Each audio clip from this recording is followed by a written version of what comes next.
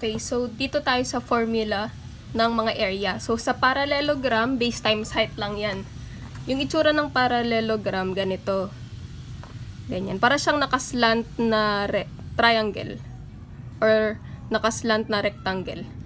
Ito equal to. Equal ito. Equal din ito. Pareho yung measurement nito. Pareho din yung measurement nito. So yung base, ito yung base. Or pwede rin ito kasi pareho lang naman. Kung ano yung given, kung given to, ito yung base.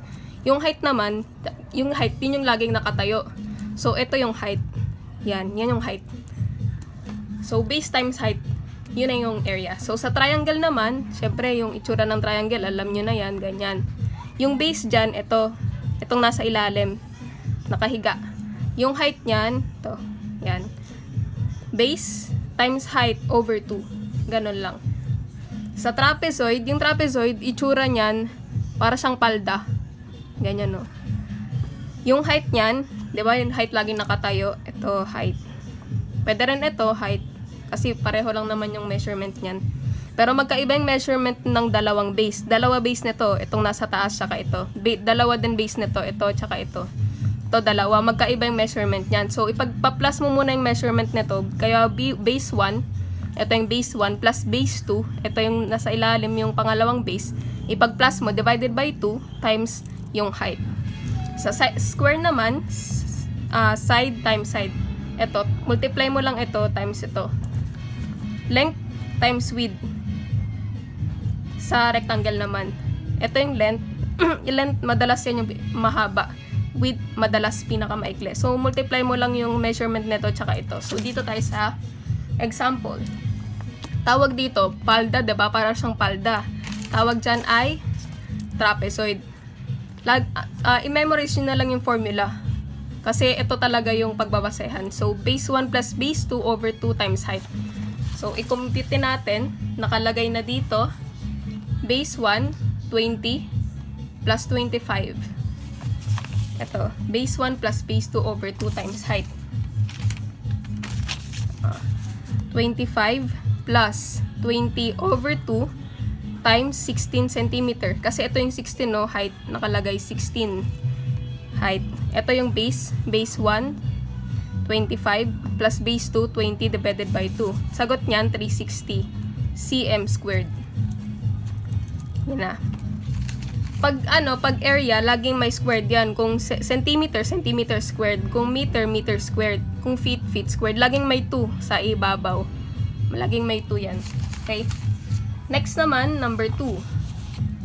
Nakaslant, para siyang nakaslant na square. Tawag dyan, parallelogram. So, bakit nga ba parallelogram, ano? Parallelogram yan kasi may dalawang parallel yan, eh. Binubuo yan ng dalawang parallel.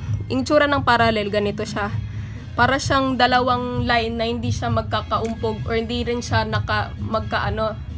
hindi siya parang ganyan, no? Hindi siya naka-X, ganun. Hindi siya mag-umpog kahit kailan. So, dalawang parallel yan, eh.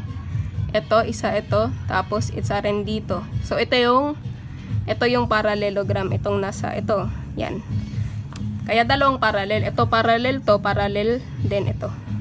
Now, yung formula natin, base times height lang. Diba?